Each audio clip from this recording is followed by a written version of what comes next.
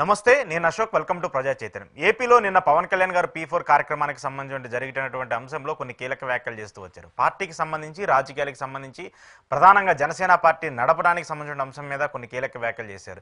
తనకి సత్తా లేకపోయినప్పటికీ కూడా కూటమి కట్టేసి గెలుపులో కీలక పాత్ర పోషించామంటూ కూడా ఆయన మాట్లాడుతూ వస్తున్నారు. ఒక విధంగా జనసేన పార్టీని తక్కువ చేసే విధంగా పవన్ కళ్యాణ్ చేసినటువంటి వ్యాఖ్యలపైన ఇప్పుడు అందరూ కూడా ఆగ్రహం వ్యక్తం చేస్తున్నారు. అయితే కూటమి సర్కార్ ఎన్నికల హామీలను ఎగ్గొట్టడానికే P4 అంశాన్ని తెర మీద తీసుకొచ్చిందంటూ కూడా వైసీపీ ఆరోపిస్తుంది. P4 అంటే పబ్లిక్ ప్రైవేట్ అనేటువంటి అంశాన్ని ఏదైతే తీసుకొస్తుంది అదంతా కూడా ప్రైవేటైజేషన్ చేసి ప్రజల సొమ్మును కూడా ప్రైవేటీకరణ చేసేసి అప్పునంగా ప్రజల దగ్గర నుంచి దోచుకొని వాళ్ళకి అంటిపెట్టాలని చెప్పేసి ప్రయత్నం జరుగుతుందంటూ కూడా వైసీపీ నేతలు మాట్లాడుతూ ఉన్నారు. ఎందుకు పవన్ కళ్యాణ్ గారు అలాంటి వ్యాఖ్యలు చేస్తూ వచ్చారు? నిజంగానే జనసేన పార్టీకి సంబంధించినటువంటి ప్రాధాన్యతను ఆయనే తగ్గించుకుంటున్నారనేటువంటి ఒక చర్చ కూడా జరుగుతుంది. అలాగే ఏపీ అప్పులకు సంబంధించిన వ్యవహారం మీద కూడా ఆయన కొన్ని కీలక వ్యాఖ్యలు చేశారు. ఆల్రెడీ కేంద్ర ప్రభుత్వం క్లారిటీ ఇస్తూ వచ్చింది. అప్పులకు సంబంధించి కేంద్ర ప్రభుత్వం క్లారిటీగా చెప్తూ వచ్చింది ఆంధ్రప్రదేశ్ అప్పులకు సంబంధించి. అయినప్పటికీ కూడా చంద్రబాబు నాయుడు గారు కావచ్చు, అలాగే పవన్ కళ్యాణ్ కూడా ఆంధ్రప్రదేశ్ రాష్ట్ర అప్పులపైన మళ్ళీ పాత పాటే పాడుతూ ఉన్నారు. గత ప్రభుత్వానికి సంబంధించి ఏవైతే 10 లక్షల కోట్లు 14 లక్షల కోట్లు అప్పు చేశామని చెప్పేసి వ్యాఖ్యలు చేస్తూ ఉన్నారో ఇప్పుడు కూడా అదే పాట పాడుతూ ఉన్నారు. ఎందుకు ఇలాంటి వ్యాఖ్యలు చేస్తూ వస్తున్నారు? ప్రధానంగా పవన్ కళ్యాణ్ గారు అలాగే చంద్రబాబు నాయుడు గారి కామెంట్స్ వెనక రీజన్ ఏంటనే అంశం మీద ఈరోజు ఇంటర్వ్యూలో మాట్లాడదాం. ఇంటర్వ్యూలో నాతో పాటు పార్టిసిపేట్ చేస్తున్నారు పొలిటికల్ అనలిస్ట్ పురుషోత్తం రెడ్డి గారు. పురుషోత్తం రెడ్డి గారు నమస్తే. నమస్తే అశోక్ గారు. నాకు బలం లేదు, నాకు బలం లేకపోయినప్పటికి కూడా, మనకి సత్తా లేకపోయినప్పటికి కూడా సత్తా ఉన్నటువంటి ఒక పార్టీతో మనం మమేకమై ఈరోజు అధికారాన్ని సాధించుకుంటూ వచ్చామని చెప్పేసి పవన్ కళ్యాణ్ గారు నిన్న చాలా గట్టిగా మాట్లాడుతూ వచ్చారు. అంటే ఆయన ప్రస్తావన అంతా కూడా ఏపీ ప్రజలు గుర్తుపెట్టుకుంటున్నారు. ఆయన్ని 21 స్థానాల్లో గెలిపించారు, 2 ఎంపీ స్థానాల్లో గెలిపించి ఇంత పెద్ద మెజార్టీ ఇచ్చినప్పటికి కూడా ఎందుకు ఆయన నాకు సత్తా లేదని ఆయన భావించుకుంటున్నాడు? నిజంగానే సత్తా లేదా? మొన్న ఏదన్నా బై లక్లో గెలిచారా? అంటే పదాలు ఏమైనా పవన్ కళ్యాణ్ గారు చెప్పిన దాని రియాలిటీ దగ్గరగానే ఉంది.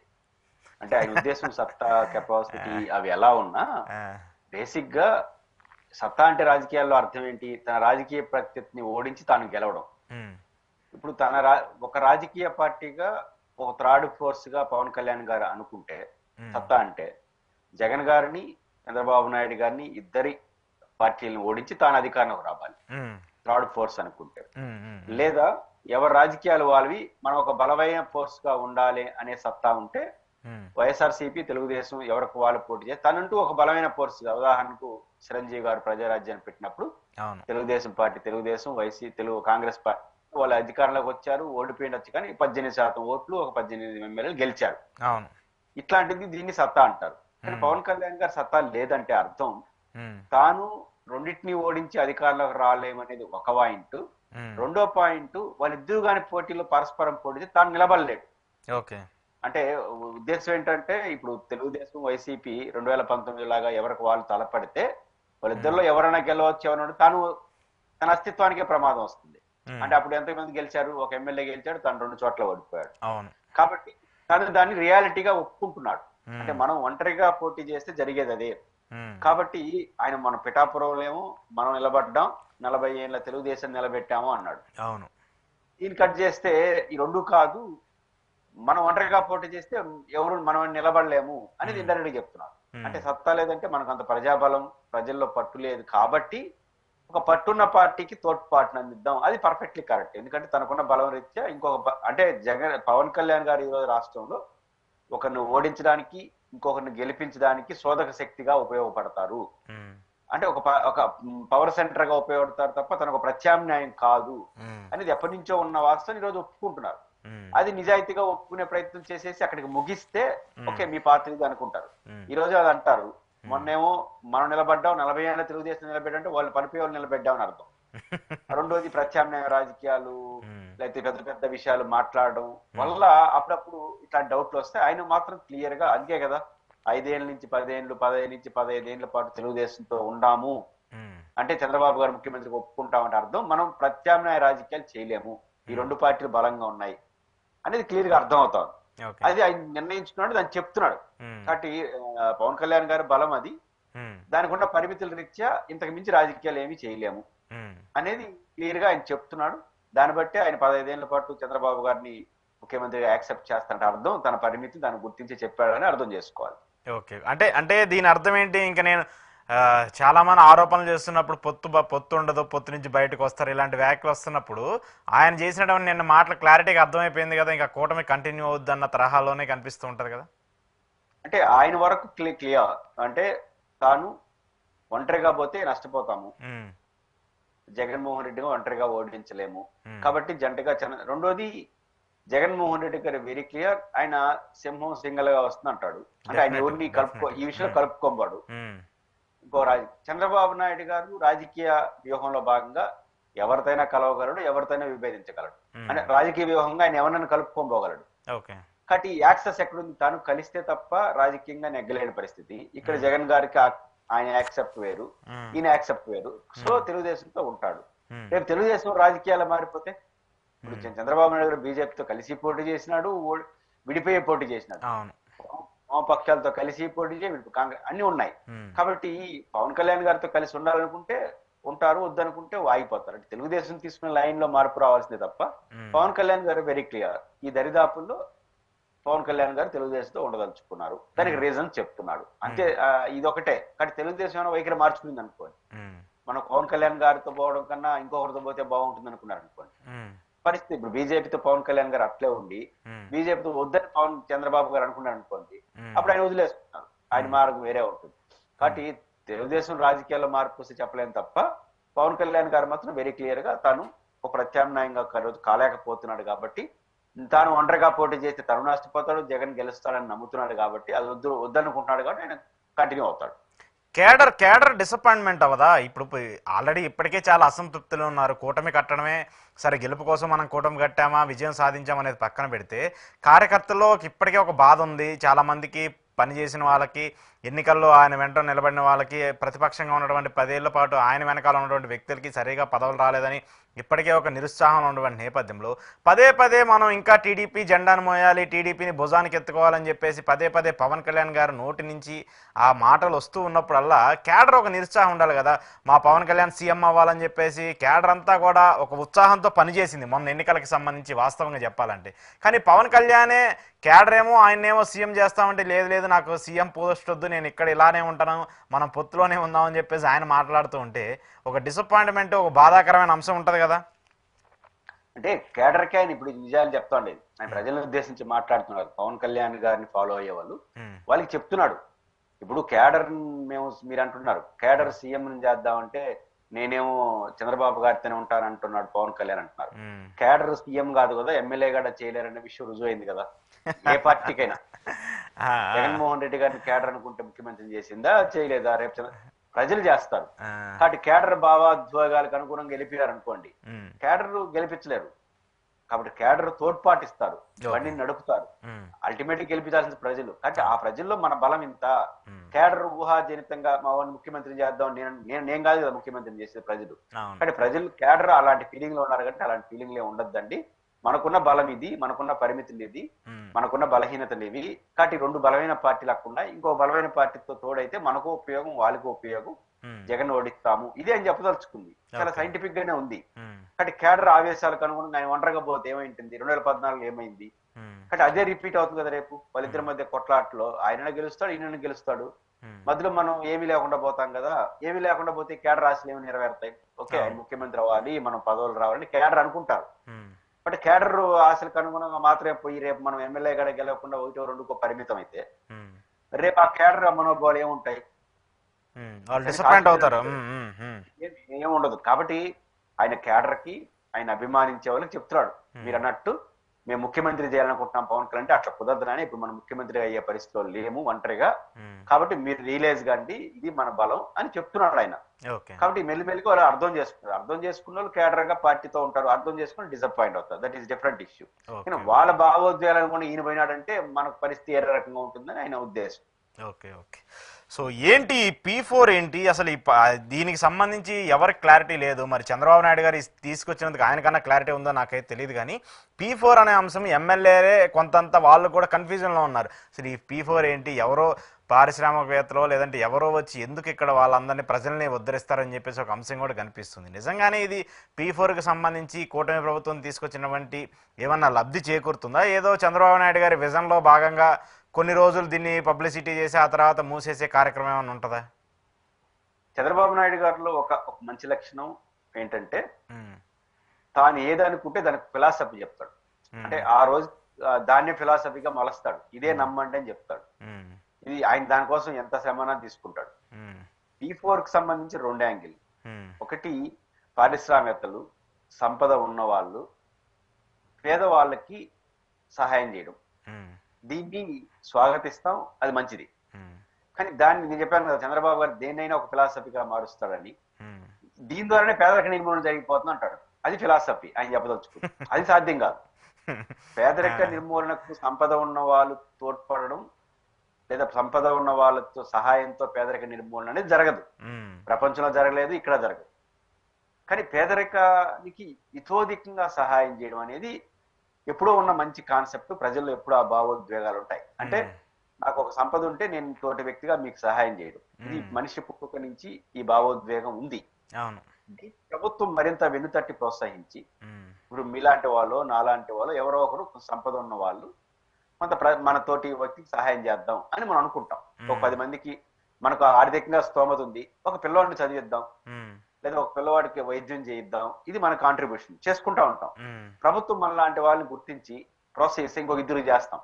ఉమ్, అది ప్రజలకి ఇచ్చే సాయం. కాబట్టి ప్రజలకి ప్రభుత్వం ప్రజల్లో బాగా డబ్బున్న వాళ్ళు, సంపద ఉన్న వాళ్ళు సపోర్ట్ చేయాలనే ధోరణికి ప్రోత్సహించడం, ఉమ్, ప్రభుత్వాన్ని దానికి ప్రోత్సహించడం, ప్రభుత్వం కూడా యాడ్ చేయడం ఓకే. చేశారనుకోండి, ప్రజలకి అది ఉపయోగపడుతుంది, పేదలకి ఉపశమనం కలుగుతుంది. అంతవరకు పర్ఫెక్ట్లీ చంద్రబాబు గారు చెప్పదలుచుకుంటే, దాన్ని చేయదలుచుకుంటే ఆహ్వానించాల్సిందే. అంటే ఇక్కడ ఒక పాయింట్, అంటే ఇక్కడ కన్ఫ్యూజన్ ఏంటంటే చాలా చారిటీలు ఉన్నాయి సరే, నిజంగానే పారిశ్రామికవేత్తలు వాళ్ళ గ్రామాలను దత్తత తీసుకునో లేదంటే వాళ్ళకి ఏమైనా న్యాయం చేయాలనుకుంటే గత కొంతకాలంగా ఇదంతా కంటిన్యూ అవుతుంది కదా.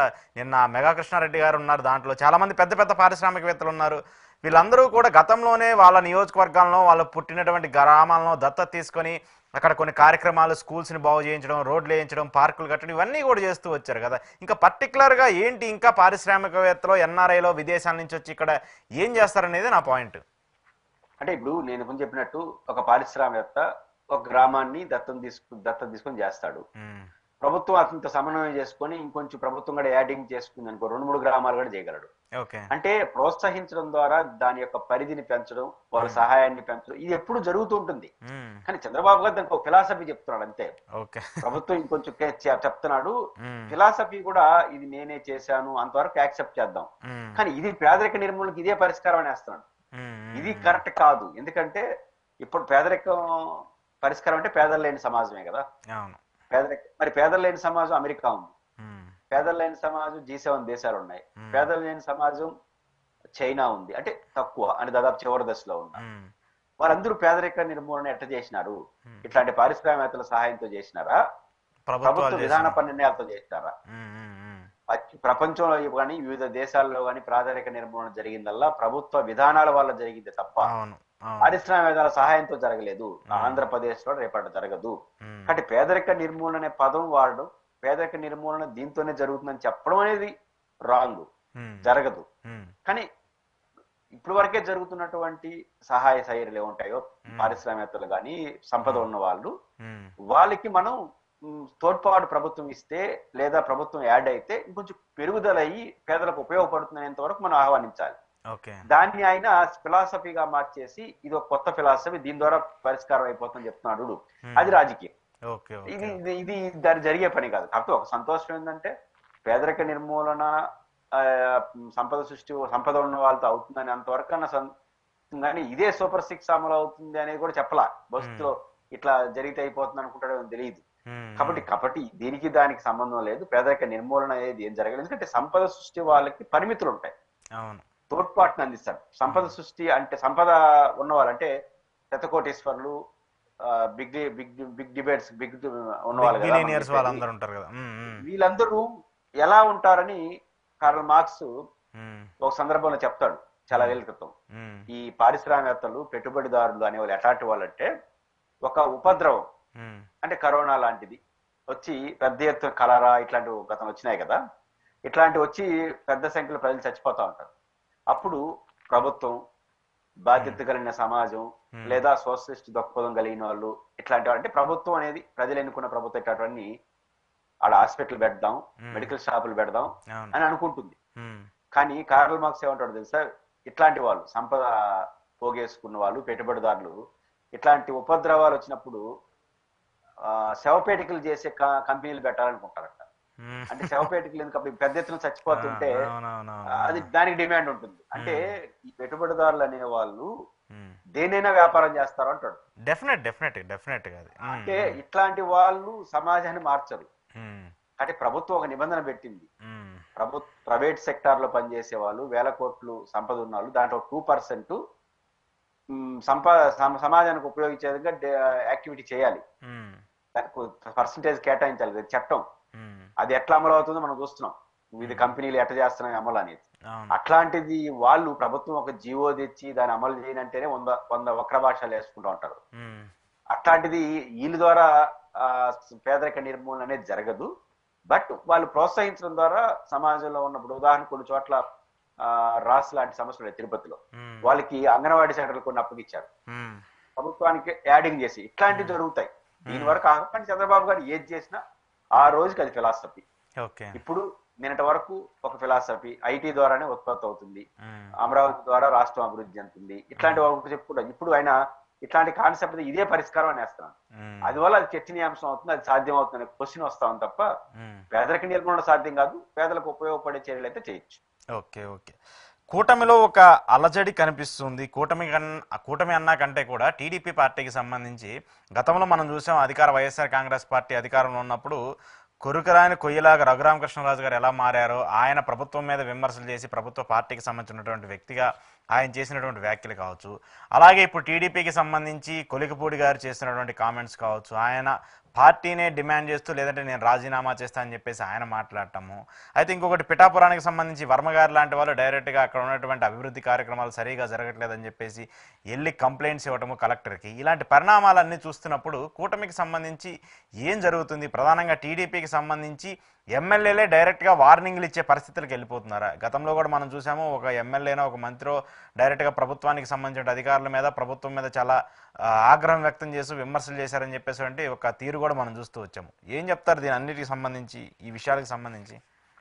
అంటే కొలపూడి గారి ఎపిసోడ్ వేరు, వర్మగారి ఎపిసోడ్. వర్మగారి ఎపిసోడ్ అనేది వాళ్ళ రాజకీయ సమస్య. ఎందుకంటే పవన్ కళ్యాణ్ గారు పిఠాపురంలో ఇంకొక పవర్ సెంటర్ ఉండకూడదు అనుకుంటున్నాడు. వర్మ గారు లోకల్, ఆయనకి ఎమ్మెల్సీ ఇచ్చినా ఏది ఇచ్చినా ఆయన ఒక పవర్ సెంటర్ అవుతాడు. పైపించు కేంద్రంలో ఉన్నటువంటి తెలుగుదేశానికి రిప్రజెంటేటివ్. అప్పుడు అక్కడ ఎంఆర్ఓలు, మున్సిపల్ ఉన్న వాళ్ళందరూ సహకరిస్తారు కదా. అప్పుడు ఇంకో పవర్ సెంటర్ అవుతారు, ఇడికి పోతారు అడిగి పోతారు. అది వద్దనుకుంటున్నాడు పవన్ కళ్యాణ్ గారు. పిఠాపురంలో ఒక కుప్పంలో చంద్రబాబు నాయుడు గారు లాగా, ఒక పులివెందుల్లో జగన్ గారు లాగా, మంగళగిరిలో లోకేష్ గారు లాగా ఆల్ ఇన్ వన్ నేనే ఉండాలి. తప్పు కూడా కాదు, ఎందుకంటే నెంబర్ 1 పర్సన్ జనసేన. కాబట్టి దీన్ని తెలుగుదేశం పార్టీ ఇండైరెక్ట్ గా ఒప్పుకున్నట్టుంది. కాబట్టి ఆయనకి ఇంకొక బాధ్యత ఇచ్చే పరిస్థితి లేదు. సో ఇంకా ఆయన తేల్చుకోవాలి, పార్టీ తేల్చుకోవాలి. కాబట్టి అక్కడ వేరు. కాబట్టి ఆయన ఇంకా ఉండలేడు కదా ఇట్లా. కాబట్టి కంప్లైంట్స్ ఇవన్నీ జరుగుతాయి. ఇది రాజకీయ పరంగా వచ్చిన కొత్త సమస్య. రాజకీయ పరంగా అంటే సమస్య రావచ్చు, కానీ ఒక ఉప ముఖ్యమంత్రిగా ఉన్నటువంటి వ్యక్తి నియోజకవర్గం మీద ఆయన వెళ్ళి కలెక్టర్ కంప్లైంట్ ఇస్తున్నట్టే, మరి ఉప ముఖ్యమంత్రి సరిగా పనిచేయట్లేదని చెప్పేసి తీరుంటమే కదా. ఇప్పుడు ఆయనకున్న సమస్య కదా, ఆయన ఉండడమా పోవడం అనే సమస్య వచ్చేస్తా ఉంది. ఎందుకంటే ఇప్పుడు పవన్ కళ్యాణ్ గారు ఇంకొక పవర్ సెంటర్ వద్దనుకుంటే ఇంకెప్పుడు పవర్ వచ్చేది ఆయనకి. కాబట్టి ఇబ్బంది వచ్చేస్తుంది. రేపు ఇట్లా అయిపోతే కొంతకాలం మీద ఆయన అస్తిత్వం దెబ్బతింటుంది కదా. కాబట్టి ఆయన ఎక్కడో ఒక చోట సంఘర్షణ అనేది స్టార్ట్ చేయక తప్పదు. సంఘర్షణ స్టార్ట్ చేసి పవన్ కళ్యాణ్ గారని ఒక అడుగు వెనక్కి వేయాలి, లేదా తెలుగుదేశం పార్టీ కూడా ఇన్నేళ్ళ పార్టీ ఆయనకి అవకాశం ఇవ్వాలి. ఈ రెండు ఇకపోతే ఆయన రాజకీయం వేరే చూసుకోవాల్సి వస్తుంది, లేకపోతే ఆయన అస్తిత్వం నిలబడలేడు రాజకీయాల్లో. కాబట్టి ఆ దశ కొనసాగే దశలో రూపాలు మారుతా ఉంటాయి. ఈ రూపం ఎక్కడికైనా దారి తీయచ్చు. అధికారంలో ఉన్న వాళ్ళే కొంత వెనకడిగేసి ఆయన ప్రోత్సహిస్తారా, లేదా ఇంకా సాధ్యం కాదని ఆయన వెళ్ళిపోతారా, ఇదేదో ఒకటి జరుగుతుంది. కాబట్టి ఈ జరిగేంత వరకు కొత్త మధ్య రాజకీయాలు ఎప్పుడు కూడా నేరుగా చెప్పరు, పరోక్షంగా చెప్తా ఉంటారు. ఈ పరోక్షంగా చెప్పేటప్పుడు ఏ లైన్ తీసుకుంటుందో చూడాలి. అది ఆయన లైన్ కి సంబంధించి. కొలకపూడి గారికి సంబంధించినంత వరకు కొలకపూడి గారు టీవీ డిబేట్లకి రియల్ కి తేడా లేకుండా ఉంటున్నాడు. అంటే టీవీ డిబేట్ లో ఏదైతే తను మాట్లాడాడో ఫ్యాక్ట్ కూడా అట్లే చేయాలనుకుంటున్నాడు. టీవీ డిబేట్ లో ఆవేశకరంగా ఆ కులాలకు సంబంధించినంత వరకు, ప్రజలకు సంబంధించిన వరకు గట్టిగా ఉంటాడు, మాట్లాడతాడు.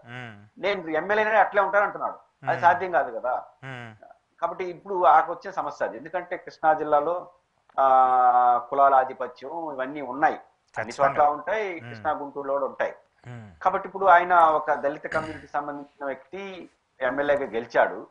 రెండో విషయం, తను బాగా చదువుకున్న వ్యక్తి, అక్కడ ఉద్యమాల్లో ఉన్న వ్యక్తి. కాబట్టి ఉద్యమాల్లో బాగా చదువుకున్న వ్యక్తి కానీ ఒక సాధారణ రాజకీయ పార్టీలో ఎమ్మెల్యే అయినాడు, అధికార పార్టీ అందులో. కాబట్టి నేరుగా ఫీల్డ్ లో అదే మాట్లాడుతున్నాడు. అక్కడ ఘర్షణ వస్తా ఉంది. ఏదైతే తను నేర్చుకున్నాడో, తాను సామాజిక అంశాల్లో పనిచేశాడో, ఇప్పుడు అధికారంలో ఉన్న ఎమ్మెల్యే కూడా అదే పని చేద్దాం అనుకుంటున్నాడు. అది సంకష్టంగా మారుతా ఉంది. ఆడ ఒప్పుకోరు ఊరు. ఉదాహరణకు ఇంట్లో ఇంటర్నల్ గా ఒక వ్యక్తి మీద సమస్య వచ్చింది, ఎవరో రమేష్ రెడ్డి అని. ఆయన పార్టీలో మాట్లాడుకొని చేయాలి, మాట్లాడుకోకుండా చేయకుండా టీవీలో మాట్లాడినట్టు ఆయన చేస్తాడో చేయకపోతే నేను రాజీనామా చేస్తానన్నారు, వాళ్ళు చేయలే. ఇప్పుడు ఏం చేయాలి? ఆయన రాజీనామా చేయడం, ఆయన చేయించడం. ఆయన చేయించలేదు. తెలుగుదేశం పార్టీ కూడా గట్టిగా సమాధానం చెప్పదలుచుకున్నట్టుంది. ఉదాహరణకు నేను రాజీనామా చేస్తాను, ఏం చేయాలి తెలుగుదేశం పార్టీ? ఆయన పిలిచి అయ్యా వద్దు బాబు సంప్రదించుకొని చెప్పాలి, లేదా ఆయన పైన చర్య తీసుకోవాలి. రమేష్ రెడ్డి ఆయన పైన ఆయన పైన చర్య తీసుకోకపోవడం ద్వారా ఏం చెప్పదలుచుకున్నారు? ఉంటావో పోతావు నిర్ణయించుకోని చెప్పినారు. డైరెక్ట్ గా చెప్పాల్సిన అవసరం. ఇప్పుడు ఆయనకి సంక్లిష్టం కదా. ఇప్పుడు అంత పెద్ద పదం వాడేసిన తర్వాత ఇప్పుడు ఆయన పైన చర్య తీసుకోలేదు. ఇప్పుడు ఆయన ఉండాలన్నా పోవాలన్నా? ఉంటే రేపు ఇలాంటి జర్నలిస్ట్ ఏమైంది 48 గంటలు అంటారు. అవును, అలా 48 గంటలు దాటిపోయింది. ఇప్పుడు ఏం చేయాలి ఆయన? కాబట్టి ఇప్పుడు ఆయనకు కూడా ఒక రాజీనామా చేయడమా? ఒకరు రాజీనామా చేస్తే ఈ పరిస్థితి వస్తుంటే యాక్సెప్ట్ చేసేస్తే అదొక సమస్య వస్తుంది, అదొక ఇబ్బంది ఉంటుంది. కాబట్టి తెలుగుదేశం కూడా గట్టిగా ఇట్లాంటి బహిరంగంగా అంతర్గతంగా చేసుకోవాల్సిన విషయాలు మీరు బహిరంగంగా చేస్తే మేము ఇంకా టాలరేట్ చేయము అని చెప్పరు. ఇట్లాంటి చర్యల ద్వారా చెప్తారు. అంటే చెప్పడం అంటే బహిరంగంగా మీరు కరెక్ట్ కాదు, మీరు మారాలి, మీరు రండి మాతో అనడం అనేది ఒక పద్ధతి. ఇప్పుడు ఆ స్టేజ్ దాటుకుని తెలుగుదేశం ఏమంటా ఉంది, ఓ మీరు రాజీనామా చేస్తారన్నారా, చేయండి చూద్దాం అని దశకొచ్చేస్తుంది. అంటే దానికి డైరెక్ట్ గా చెప్పడం ఏం చేస్తారు? ఆయన పైన ఏమి చర్య తీసుకోరు. ఎందుకు మనం జీవిరెడ్డి అంశం చూసాం కదా, జీవిరెడ్డి కూడా అంతే కదా. ఆయన రాజీనామా చేయగానే వాళ్ళు యాక్సెప్ట్ చేసేసారు, వెంటనే దాన్ని సపోర్ట్ చేసేసారు. అదే జీవిరెడ్డి కూడా అక్కడ వ్యక్తిగతంగా మంచి వ్యక్తి అయినా కూడా పాలిటిక్స్ లో ఉన్న పరిమితులు, వాళ్ళకున్న సాధక బాధలు అర్థం చేసుకోకుండా దూకుడుగా వెళ్తాము. అదే చెప్పారు కదా, టీవీ డిబేట్ లో ఏ రకంగా మాట్లాడతాము యాజ్ ఏ ఇండివిజువల్ గా. కొలక్కూడి శ్రీనివాస్ గారికి తెలుసు టీవీ డిబేట్లు వేరు, సమాజం వేరన్న విషయం చదువుకున్న వ్యక్తి, ఆయన తెలుసు. యాజ్ ఏ డిబేట్ లో పాల్గొన్నప్పుడు విశ్లేషణ చేయొచ్చు. రెండోది ఆయన సామాజిక అంశాలు కూడా యాజ్ ఏ ఇండివిజువల్ గా చేసినాడు, అప్పుడు చేసుకోవచ్చు. ఇప్పుడు నేను కూడా సామాజిక అంశాలపైన ఏమైనా మాట్లాడచ్చు. రమేష్ రెడ్డిని అరెస్ట్ చేయండి, ఆయన పైన చర్య తీసుకోండి, 48 గంటల్లో చేయబోతే ధర్నా చేస్తా, ఇది ఓకే. ఇప్పుడు అధికార పార్టీ ఎమ్మెల్యే అయిపోయినాడు ఆయన. దానివల్ల అది సాధ్యం అవుతుంది. ఆయన ఇండివిజువల్ గా చేసే అంశాలు చేయొచ్చు, కరెక్టే. ఆయన అనుకుంటున్నాడు ఎమ్మెల్యే గెలిచింది ఇందుకే కదా, కానీ చేద్దాం అనుకుంటాడు. ఆయన నిజాయితీ నేను తప్పట్ను, పాలిటిక్స్ లో సాధ్యం కాదు. ఇప్పుడు ఆయనకు కూడా ఒక సంకటమైన స్థితి. పాలిటిక్స్ లో కొనసాగాలంటే లౌక్యం ఉండాలి, జాగ్రత్తలు తీసుకోవాలి, చేయాలి. అది వద్దు అనుకుంటే రాజకీయాల్లో ఉండొచ్చు, కానీ అధికార పార్టీ ఎమ్మెల్యేగా ఉండలేడు. కాబట్టి ఇంకా ఆయన నిర్ణయించుకోవాల్సి వస్తుంది. తెలుగుదేశం మాత్రం స్ట్రాంగ్ గా మీరు పార్టీలో ఉండదలుచుకుంటే పార్టీలో కింద పార్టీ ఫ్రేమ్ లోనే పనిచేయాలి, మీరు దూకుడుగా పోతే మాత్రం ఇంకా మీ ఇష్టం అనే పద్ధతి ఇచ్చేసినట్టున్నారు. 48 గంటల డెడ్ లైన్ పెట్టిన ఆయన పిలిచి మాట్లాడాలి. వరరామయ్య గారు అంటే పిలిచి కరెక్ట్ కాదు ఆలోచన, అది కూడా ఇవ్వలేదంటే ఛాన్స్ ఆయనకి, ఇంకా మీరు మీరు ఉండదలుచుకుంటే కింద పార్టీ ఫ్రేమ్ లోనే ఉండాలి, అంతకు మించిపోతే కష్టము అనే చర్చ పార్టీ వైపు సిగ్నల్ ఇచ్చారు. ఇప్పుడు ఆయన ఇతింద ఫ్రేమ్ లో తను అనుకున్న భావాలు, తనకున్న ఆలోచనలు చేయగలడా? వద్దు, రాజీ పడదలుచుకోలేదు, నేను ఫస్ట్ లో ఎట్లున్నా అట్లే ఉండాలనుకుంటే పార్టీలో ఉండడానికి ఆయన సాధ్యం కాదు. పార్టీలో మీన్స్ అధికార పార్టీ ఎమ్మెల్యేగా. ఇప్పుడు ఆయన ఏ రూట్ ఎంచుకుంటారనేది ఆయన ఇష్టం, కానీ ఆయనకి ఏదో చేయాలనే తపన ఉంది. ఆయనకు ఉంది, అది కనిపిస్తుంది. కానీ నిన్న ఆయన ఇంకో కామెంట్ కూడా చేస్తూ వచ్చారు, ప్రతిసారి గతంలో మేము 5 ఏళ్ల పాటు టీవీలో కూర్చొని తిడుతూనే వచ్చాము జగన్మోహన్ రెడ్డిని, మళ్ళీ ఇక్కడికి వచ్చినాక కూడా అదే తిట్టమని అదే తిట్లు చేయమంటే ఇంక మేము పనులు ఎక్కడ చేయాలి, ప్రజలకు సంబంధించి మేము న్యాయం ఏం చేయాలని చెప్పేసి అంటూ కూడా మాట్లాడుతూ వచ్చారు. ఆ విషయంలో కొలక్కూడి గారు పర్ఫెక్ట్లీ కరెక్ట్. ఇప్పుడు తిట్టడమా విమర్శించడం పక్కన పెడదాం. జగన్ గారిని అధికారంలో పోయిన తర్వాత మళ్ళీ విమర్శించడం ఏంటి? పాలసీ విమర్శించవచ్చు ప్రతిరోజు. ఇప్పుడు ఉదాహరణకు చంద్రబాబు గారు సూపర్ 6 అమలు కాలేదు, దానికి కారణం జగన్, ఇట్లా మాట్లాడేస్తున్నారు. అంటే ఆయన అప్పులు చేసేసినాడు, ఏవో చేసేసినాడు అని మాట్లాడుతున్నాడు. పాయింట్ ఏంటంటే అదే చంద్రబాబు నాయుడు గారు అధికారంలోకి వచ్చిన 2 వారాలకే 3,000 నుంచి 4,000 పెంచాడు పెన్షన్. మరి అది కూడా జగన్ ఖాతాలో వేయాలిగా. ఉమ్. ఎందుకంటే 2 వారాల్లో ఈయన ఏం చేసి ఉంటాడు. ఉమ్. కాబట్టి పెంచింది అమలైంది నా ఖాతా, ఉమ్. పెంచండి అమలు కానంతా జగన్ ఖాతా అంటే ప్రజలు హర్షించరు. ఓకే. తప్పించి కొలప్పూడి గారు చెప్తున్న దాంట్లో ఒక పాయింట్ కరెక్ట్. మనల్ని గెలిపించింది జగన్ కన్నా బెటర్ గా ఉన్నామని. అవును. కాబట్టి మనం జగన్ బెటర్ గా ఉందాం తప్ప ఆయన తిరిగితే బెటర్ కాదు కదా, చేస్తే బెటర్ కదా అనే పాయింట్ వాల్యుబుల్. కరెక్ట్. ఈ విషయంలో కొలప్పూడి చెప్పిన సందేశాన్ని తెలుగుదేశం పార్టీ తొందరగా వినాలి. ఓకే. సూపర్ 6 కూడా మేము అమలు చేయకపోవడానికి కారణం మనం చెప్పినంత సూటిగా మేము ఆచరణ సాధ్యంగానే హామీలు ఇచ్చాము అని చెప్పాల్సిన అవసరం లేదు. కానీ చెప్పరు ఏ రాజకీయ పార్టీ కూడా. అవును. మేము హామీలు ఇచ్చాం, ప్రజలు విశ్వసించారు, అది చూస్తా ఉంటే ఆచరణ సాధ్యం కావట్లేదు, నేను అలాంటి పెద్ద హామీలు ఇవ్వాల్సింది కాదు అని రివ్యూ చేసుకోవాలి. కానీ ఇచ్చింది నా గొప్పతనం, ఇవ్వకపోయిందని వాళ్ళ గొప్పతనం అంటే ఎట్లా? ఓకే. కాబట్టి మేము దూరంగా చూస్తే అమలవుతుందేమో అనుకున్నాము. దూరంగా ఏంటి? అశోక్ పురుషోత్తం రెడ్డి, చంద్రబాబు నాయుడు మనం దూరంగా రాజకీయాల్లో ఉండాలి, పవర్ లో ఉండాలి. 40 ఏళ్ళు రాజకీయం చేసిన వ్యక్తి దూరం చూసేదేంటి, దగ్గర చూసేదేంటి? 15 ఏళ్ళు చీఫ్ మినిస్టర్ అప్పటికే. అవును. 15 ఏళ్ళు అపోజిషన్ లీడర్. ఆయన తెలియదంటే ఏంటి? కాబట్టి అది కుదరదు. పైపించి 15 ఏళ్ళ ముఖ్యమంత్రి మీరు, ఏకంగా 5 ఏళ్ళ ముఖ్యమంత్రి మన జగన్ సాధ్యం కాదని అన్నాడు. అవన్నీ జనం చూస్తున్నారు కదా, అంత దారుణంగా మాట్లాడకూడదు కదా. కాబట్టి కొలప్పూడి గారు ఏదైతే అధికారంలోకి వచ్చిన తర్వాత మన వైఖరి మారాలి, మనం చేయగలిగింది చేసుకుంటూ పోవాలి, రాజకీయ విమర్శలు చేయాలి తప్ప అదే రోజువారీ పెట్టుకోకూడదు అన్న పాయింట్ అంప్రెస్లీ కరెక్ట్. ఆయన మార్గాన్ని తెలుగుదేశం కొనసాగిస్తేనే తెలుగుదేశానికి మంచిది.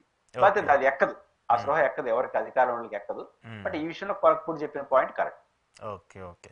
కంక్లూడ్ చేస్తూ ఒక పాయింట్, వైసీపీ నేతలకు సంబంధించి నిజంగానే వాళ్ళ అనారోగ్యానికి సంబంధించిన ఇబ్బందులు పడుతున్నారు. కొడాల నాని గారు కావచ్చు, అలాగే పెద్దిరెడ్డి గారికి సంబంధించి మనం ఇటీవలగా ఒక మీడియాలో, కొంత మీడియాలో వాళ్ళ మీద వస్తున్నటువంటి వార్తలు నిజంగానే వాళ్ళు అనారోగ్యంతో ఇబ్బంది పడి హాస్పిటల్లో చేరినప్పటికి కూడా నిన్న లోకేష్ గారు కూడా మాట్లాడుతూ వచ్చారు. మన రెడ్ బుక్ చూస్తే కొంతమందికి హార్ట్ అటాక్లు వస్తున్నాయి, మరి కొంతమంది బాత్రూంలో పడి నడువు ఎరగొట్టుకుంటున్నారు, చేతులు ఎరగొట్టుకుంటున్నారు అంటూ వ్యంగ్యంగా నారా లోకేష్ గారు మాట్లాడటము, అలాగే కేసులు పెడతారు భయపడతారని చెప్పేసి హాస్పిటల్ చుట్టూ తిరుగుతున్నారని చెప్పేసి కొంత మీడియా వాళ్ళ మీద విస్తృతంగా ఒక వార్తలు ప్రచారం చేయటం, ఏంటి ఇవన్నీ? నిజంగానే అలాంటి పరిస్థితులకి దిగజారీ చేస్తున్నారా, లేదంటే నిజంగానే ఒకవేళ వాళ్ళు కేసులు పెడతారనో వాళ్ళు భయపడతారని చెప్పేసి ఇలాంటి చర్యలకు వైసీపీ చేస్తుందా?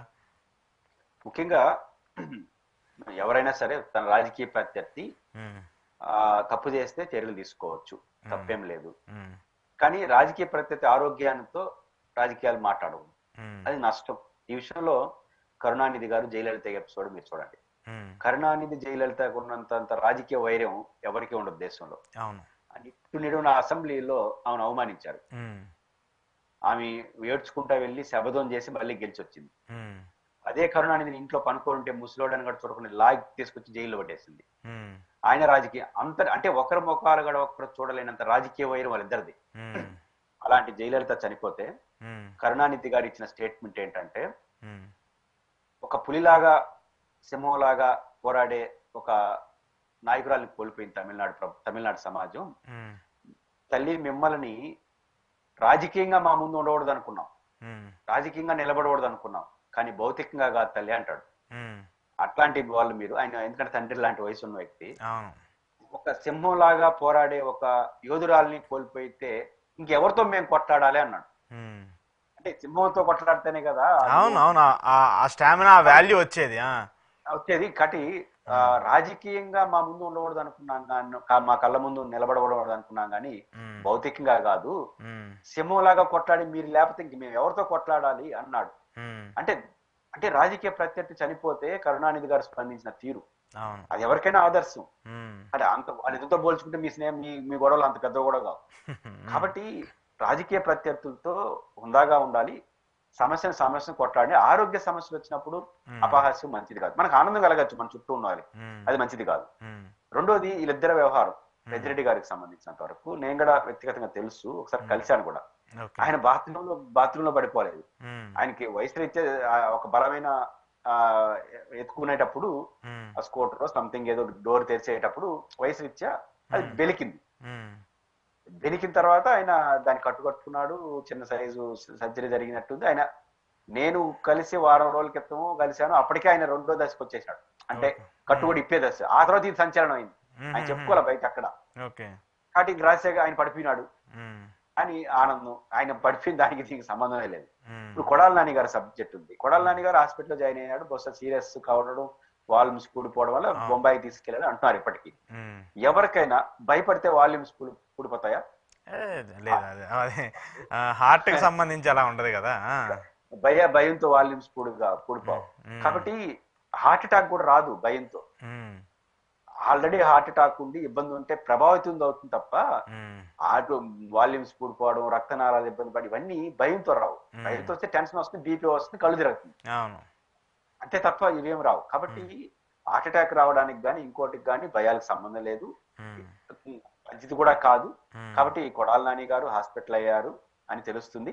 ఆయన త్వరగా కోలుకోవాలి, త్వరగా ఆరోగ్యంగా బయటికి రావాలి, రాజకీయాల్లో ఆయన జీవితాన్ని ఆయన కొనసాగించాలి. ఖచ్చితంగా త్వరగా కోరుకోవాలని ప్రత్యర్థులలో కోరాలి.